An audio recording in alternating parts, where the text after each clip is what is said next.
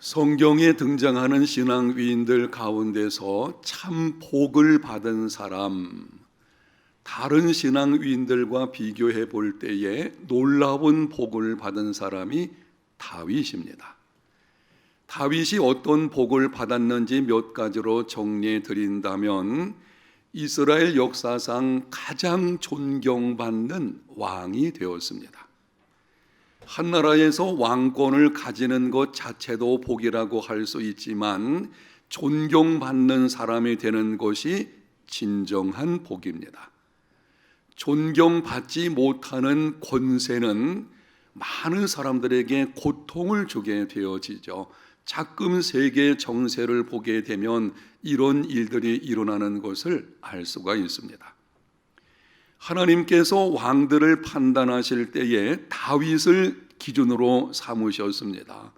구약성경 역대기와 열왕기서를 읽어보게 되면 종종 나오는 말씀이 다윗처럼 정직하였다, 혹은 다윗처럼 하나님 앞에서 정직하게 행하지 못하였다. 왕들에 대한 하나님의 평가의 기준을 다윗에게 둔 것입니다. 그만큼 하나님께 인정받는 사람이었습니다. 다윗 한 사람으로 인해서 후손들이 복을 받았습니다.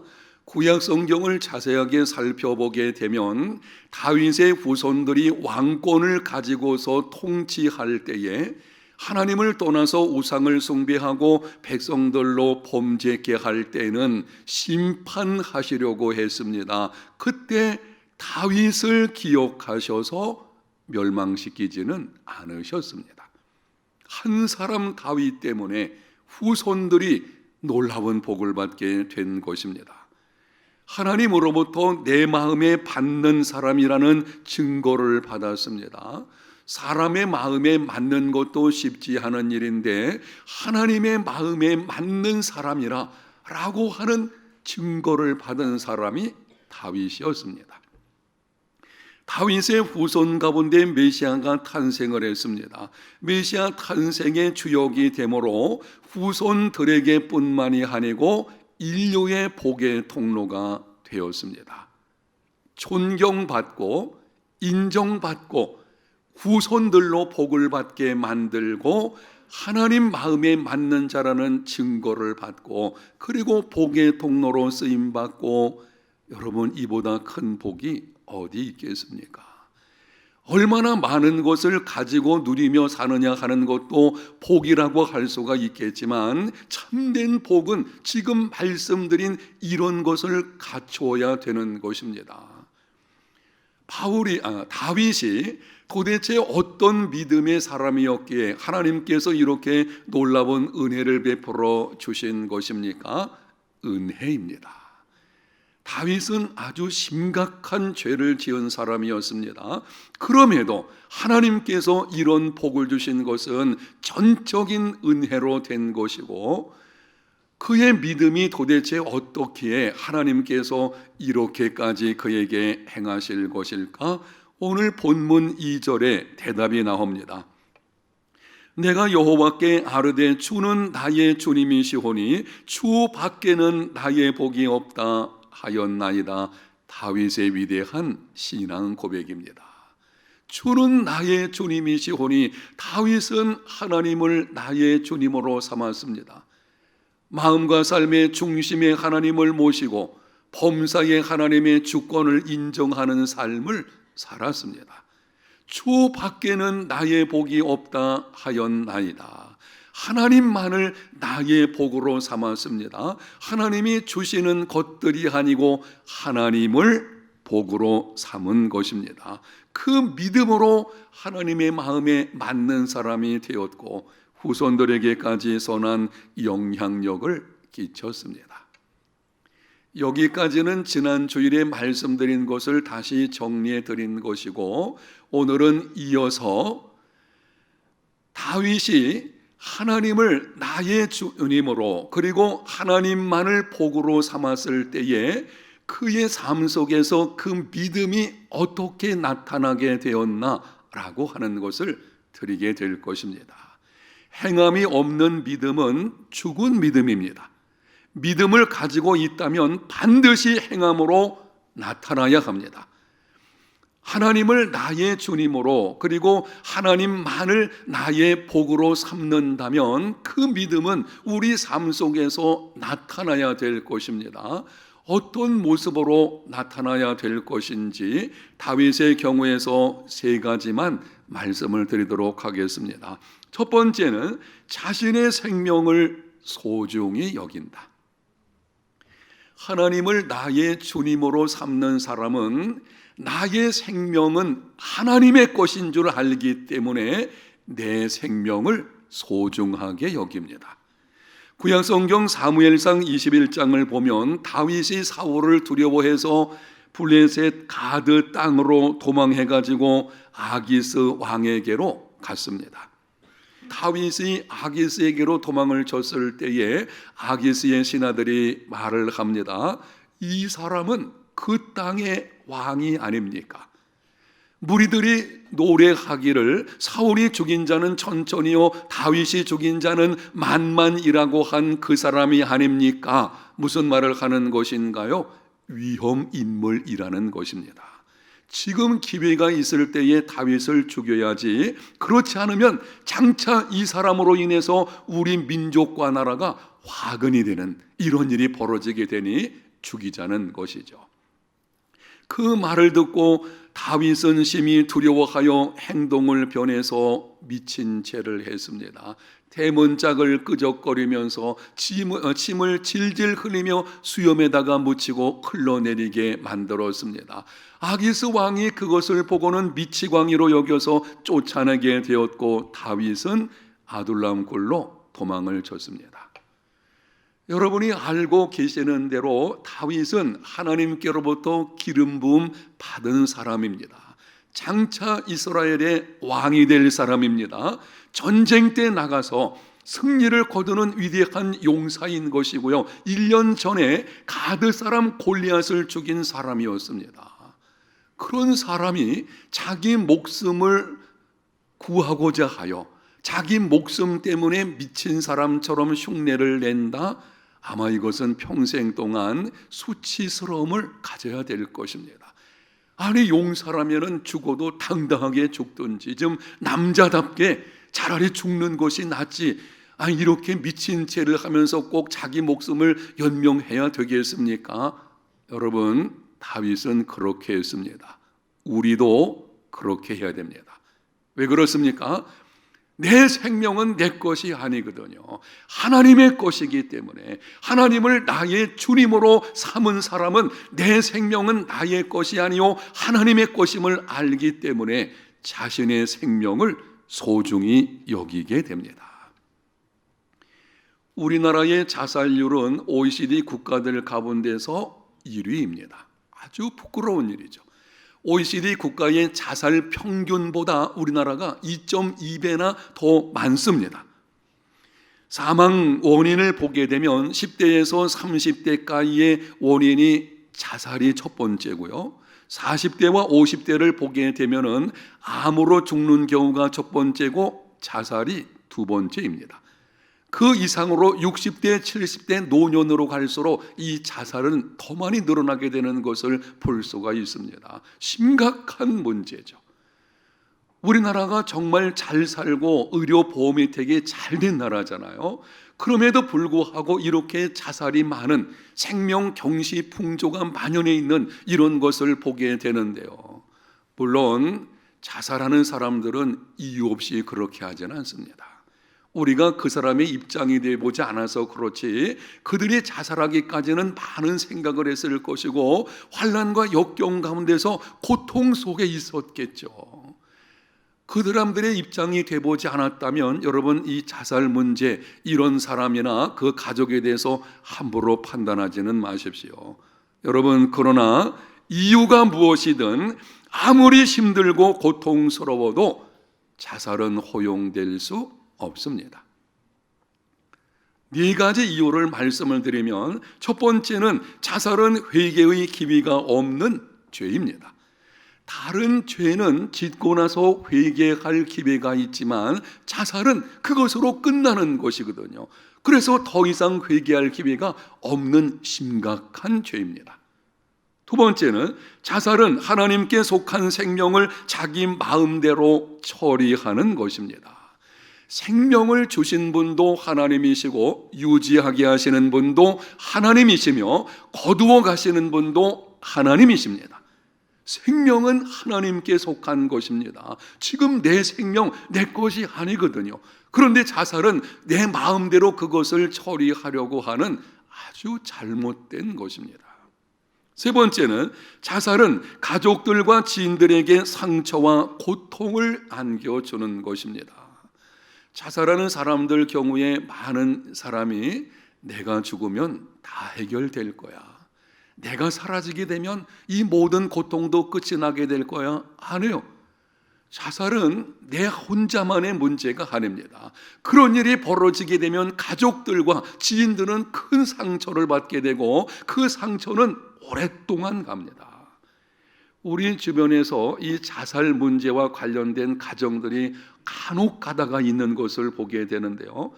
여러분, 그 관련된 가족들, 부모나 자녀나 지인들은요, 그 상처를 안고 오랫동안 힘들어하는 것을 볼 수가 있습니다. 그것뿐인가요? 아주 오래전에 부산의 어느 교회 다니는 한 가족이 자살을 했어요. 생활고 문제라고 하는데 매스컴에 나온 적이 있는데 교회 이름은 나오지 않아서 다행이겠죠. 제가 그 소식을 들었을 때 많이 두려웠어요. 야, 이런 일이 우리 교회 안에서 벌어지면 어떻게 될까? 그거는 교회 공동체에게도 고통을 주는 것입니다. 네 번째는 성경에서 자살은 하나님을 떠난 사람들이 택한 방법입니다. 하나님의 말씀을 불순종함으로 하나님을 떠난 사울 왕이나 예수님을 은 30에 팔아버린 가룟 유다와 같은 사람들이 택한 것입니다. 여러분, 그러므로 자살은 꿈속에서라도 생각하지 말아야 합니다. 여러분이 인생길에서 때로 힘겨운 시간을 보낼 때가 있으면 이런 생각이 들기도 하겠죠. 차라리 뭐 하는 게 좋겠다? 죽는 게 좋겠다. 혹시 그런 생각이 들면 여러분이 그냥 말끝마다 별것도 아닌데 그렇게 습관적으로 말하는 사람들이 있어요. 그거 고쳐야 돼요. 이스라엘 백성들이 습관적으로 배고파 죽겠다, 목말라 죽겠다, 이런 방식으로 말하는 것은 아주 그 불신앙의 모습인 것이죠. 그런데 기막힌 상황이 다가오게 되면 그런 마음이 들 때가 있어요. 어떤 분 경우에는 아침에 눈을 뜨는 것이 두렵습니다, 이런 경우 있잖아요. 그러면 하나님이 내가 차라리 내 생명 거둬갔으면 좋겠다, 이런 생각이 드는 경우에 입술을 열어서 선포하십시오. 따라합니다. 나는 미친 죄를 해서라도 살아남을 것이다. 왜 그렇게 해야 되는 것입니까? 내 생명은 나의 것이 아니거든요. 하나님의 것이거든요. 하나님께서 내게 주신 것이기 때문에 내 생명에 관한 모든 권리는 하나님께 있습니다. 그리고 살아 있어야만 소망이 있습니다. 전도서를 보게 되면은 이렇게 말씀을 합니다. 죽은 사자보다 살아있는 개가 낫다. 짐승의 왕사자라고 할지라도 죽은 것은요 아무 소용이 없어요. 그것이 무슨 영향이 있겠습니까? 그런데 살아있는 개, 요즘에는 개가 너무 소중하죠. 애완견들이 너무 많아서 제가 보니까는요 가슴이 안고요. 개 그 유모차라고 해야 되나 뭐라고 해야 되나. 개가 굉장히 많이 존중받는, 이 표현이 좀 이상하긴 하지만 그런 시대를 살아가지만 어쨌든 이 살아있는 개가 낫죠. 왜 그렇습니까? 살아있으면 소망이 있는 것이거든요. 다윗은 이 상황 속에서 살아남았기 때문에, 미친 죄를 하면서까지 살아남았기 때문에 앞에서 말씀드린 그런 복을 받게 된 것입니다. 자신의 생명을 소중히 여길 줄 아는 믿음의 사람들이 되시기를 축복합니다. 두 번째는 범사의 기도보다 앞서 나가지 않는다. 하나님을 나의 주님으로, 하나님만 나의 복으로 삼았다면 인생의 생사화복은 그분께 있다는 것을 믿는다는 것이거든요. 하나님께 있다면 하나님 그분께 기도하게끔 되어져 있죠. 그래서 나의 주님으로 하나님만을 복으로 삼는 사람의 특징 가운데 하나가 기도보다 앞서 나가지 않는 것입니다. 구약성경 사무엘하 2장을 보면 사울 왕이 죽은 후에 다윗이 어떻게 했는지를 기록을 합니다. 그 후에 다윗이 여호와께 여쭈어 하르되 내가 유다 한 성읍으로 올라가리이까? 여호와께서 이르시되 올라가라. 다윗이 이르되 어디로 가리이까? 이르시되 헤브론으로 갈지니라. 그 후에 하는 말은 사울이 죽은 후에 그때 다윗이 어떻게 합니까? 하나님 앞에 엎드려서 기도를 합니다. 당시 상황은 다윗이 왕권을 차지할 수 있는 절호의 기회였습니다. 자기를 죽이려고 하는 사울이 죽었습니다. 육신적인 면에서 왕권을 이어가야 되는 요나단까지, 사울의 아들 요나단까지 죽었습니다. 다윗은 이전에 하나님께로부터 이스라엘 왕으로 기름 부음 받은 사람이었습니다. 백성들도 다 알고 있었습니다. 그렇다면 이 상황은요, 완벽한 찬스입니다. 세상에 이런 기회는 찾아오기가 쉽지 않겠죠. 그런데 그때 다윗은 서두르지 않았습니다. 하나님 앞에 엎드려서 기도를 합니다. 하나님, 내가 유다 성읍으로 올라가야 하겠습니까? 응답하시기를 올라가라. 그러면은 유다 성읍 가운데서 어디로 가야 되겠습니까? 헤브론으로 가라. 그래서 그 말씀에 순종하게 된 것이고 그 결과가 어떻게 되었습니까? 사무엘하 3장 1절 하반절, 다윗은 점점 강하여 가고 사울은 점점 약하여 가니라. 사울이 죽었지만 아직까지 사울 가문의 힘은 상당히 강했거든요. 그런데 시간이 흐를수록 이 사울 가문은 점점 약하여지게 되었고 다윗의 가문은 강하여지게 되는 것입니다. 범사에 하나님께 기도하는 것보다 앞서 나가지 않는 사람, 기도 먼저 하는 사람, 하나님께서 돌아보시고 시간이 흐를수록 강하여지는 역사가 있게 될 줄로 믿습니다. 시작은 미약했을지라도 나중은 창대케 되어지는 이런 일이 일어나게 됩니다. 될 것 같은 것과 실제로 되는 것은 다른 것입니다. 사람들이 사업을 시작할 때 보게 되면 될 것 같아서 시작을 하게 되어집니다. 자기 경험과 주변 환경을 볼 때에 틀림없이 성공할 것처럼 보이죠. 모든 환경들 보니까 이게 막 뜨는 사업이 있어요.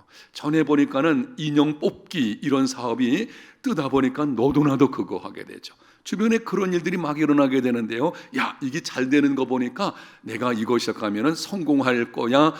충분히 기도하고 신중하게 결정해야 되는데 자기 경험이나 환경에서 잘 될 것처럼 보이니 그냥 시작하게 되죠. 문제는 나중에 실패를 경험하는 경우에 낙심하고 믿음을 떠나는 것입니다. 실패는 경험할 수 있어요. 문제는 뭔가 하면 하나님을 섬기는 사람이 낙심해가지고 믿음의 걸음을 떠난다면 그것처럼 불행한 일이 어디가 있겠습니까? 명심하십시오. 하나님이 되게 해야만 되는 것입니다. 이 말씀을 잊지 마십시오. 하나님이 되게 하셔야만 되는 것입니다. 하나님이 되게 하신 것도 아닌데 마치 된 것처럼 생각해가지고 자랑하고 떠벌리고 교만을 떨게 되면은요, 나중에 부끄러움을 당하게 되는 것입니다. 무엇을 하든지 충분히 기도하고 하나님의 뜻을 따라서 시작해야 합니다. 예수님께서 친히 본을 보여주셔서요, 공생애를 보게 되면, 예수님의 공생애를 보게 되면 중요한 결정을 내리실 때는 언제나 기도 먼저 하십니다. 공생애 시작하시기 전에 40일간 금식하며 기도하셨습니다. 장차 복음으로 세상을 뒤엎을 이 비전을 가진 사람들 12제자를 선택하시기 전에 밤새도록 기도하셨습니다. 하루 종일 주어진 사역을 감당하시느라 피곤하심에도 다음날 이른 새벽에 나가서 기도하시고 그날의 일을 감당하셨습니다. 십자가를 지시기 전에 겟세마네 동산에서 기도를 하셨고 십자가상에서 죽음 직전에 아버지여 내 영혼을 아버지 손에 부탁하나이다 기도하신 것을 보게 됩니다. 기도로 시작하시고 기도로 진행하시고 기도로 생을 마감하시고 예수님을 따르는 우리들도 그렇게 해야 합니다. 여러분, 무죄하신 예수님께서 그렇게 하셨다면 죄 많고 허물 많은 우리들은 더욱더 그렇게 해야 하는 것입니다. 세 번째는 재물에 대한 하나님의 주권을 인정합니다. 하나님을 나의 주님과 복으로 삼는 사람의 세 번째 특징은 내가 지금 가지고 있는 재물에 대한 하나님의 주권, 하나님의 소유권을 인정하는 삶을 사는 것입니다. 구약성경 역대상 29장을 보면 다윗과 백성들이 성전 건축을 위해서 많은 제물을 하나님께 드렸습니다. 그때 다윗이 이렇게 기도를 했습니다. 현대인의 번역 성경으로 말씀드리겠습니다. 나와 내 백성은 실제로 주께 아무것도 드릴 힘이 없었으나 주께서 모든 것을 선물로 주셔서 우리가 주께 받은 것으로 주께 드렸을 뿐입니다. 다윗의 고백을 들어보십시오. 모든 것을 선물로 주셔서 내가 지금 가지고 있는 것은 하나님이 선물로 주신 것이다. 하나님께 드리면서 주께로부터 받은 것을 주께 돌려드릴 뿐입니다. 재물에 대한 하나님의 주권을 인정하는 고백입니다. 하나님을 나의 주님으로 나의 복으로 삼은 자인지 알 수 있는 좋은 방법은 재물에 대한 자세를 보는 것입니다. 그 사람이 가지고 있는 돈에 어떤 자세, 어떤 마음을 가지고 있느냐, 그게 그 사람의 믿음의 수준이라는 것이죠. 유명한 스펄전 목사님이 이렇게 말했습니다. 나는 당신의 호주머니가 회개할 때까지는 당신의 회개를 믿지 않을 것이다. 재물에 대한 바른 인식과 자세를 가진 삶이 돼야만 진정한 회개라고 하는 것입니다.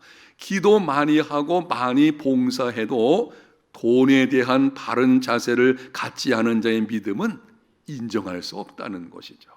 성숙한 믿음의 사람인지 아닌지를 분별할 수 있는 방법도 여러 가지가 있는데요. 고난을 당할 때라든지 아니면 일이 잘 될 때에 어떤 모습을 보이느냐, 그게 믿음의 모습이거든요. 근데 그 중에 한 가지가 뭔가 하면 그 사람이 돈에 어떤 생각과 자세를 가지고 있느냐, 그게 믿음의 수준을 보여주는 것입니다.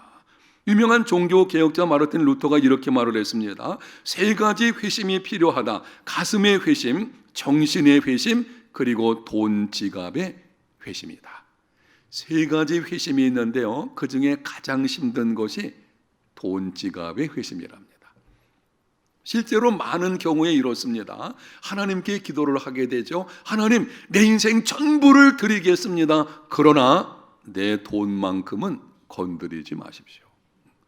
다 드리겠습니다. 그러나 이 돈만큼은 내 뜻대로 내가 사용하겠습니다. 하나님 터치하지 마십시오. 이런 방식이죠. 이런 사람들의 삶의 특징을 보게 되면요, 돈 문제에 매우 민감합니다.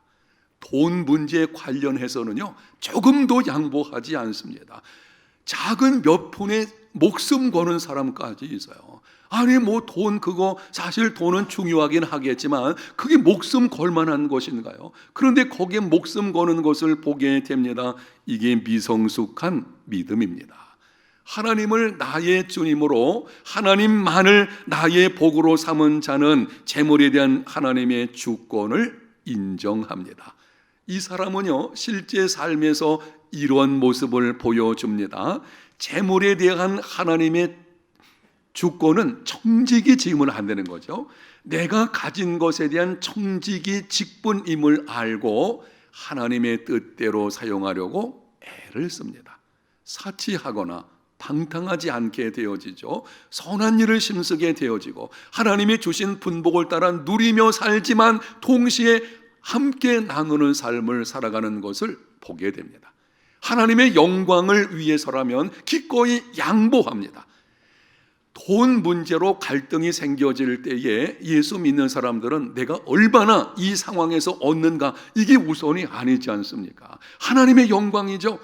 아니 예수 믿는 사람이 돈 문제 가지고 싸운다? 그러면 안 믿는 사람이 볼 때에 어떻게 했어요? 하나님의 영광이 땅에 떨어지지 않겠습니까? 그런 경우라면 아브라함의 경우 그렇잖아요. 양보하는 것이죠. 하나님의 거룩한 이름의 영광을 위해서라면 기꺼이 양보할 수 있는 사람, 이 사람이 하나님을 나의 주님으로 삼은 사람인 것입니다. 하나님께 많은 재물을 드리면서도 공로로 생각하지 않습니다. 다윗과 같이 고백을 합니다. 주께서 선물로 주셔서 받은 것이니 주께 받은 것으로 주께 드릴 뿐입니다. 하나님, 이거는 내가 수고해서 얻은 내 것인데 내 것을 드릴 테니까 받으시고 이 공로를 보시고 내게 복을 주시옵소서, 그런 것이 아니죠. 이 모든 것은 하나님께서 내게 선물 주신 것이고 그냥 하나님께 돌려드리는 것뿐입니다. 전적인 은혜죠. 주는 나의 주님이시오니 주 밖에는 나의 복이 없다 하였나이다. 이 고백을 나의 신앙 고백으로 삼고 세상 속에서 그 믿음을 따라서 살아내는 중에 하나님의 마음에 맞는 사람이라는 증거를 받는 복된 인생이 다 되시기를 예수님 이름으로 축복합니다. 하나님.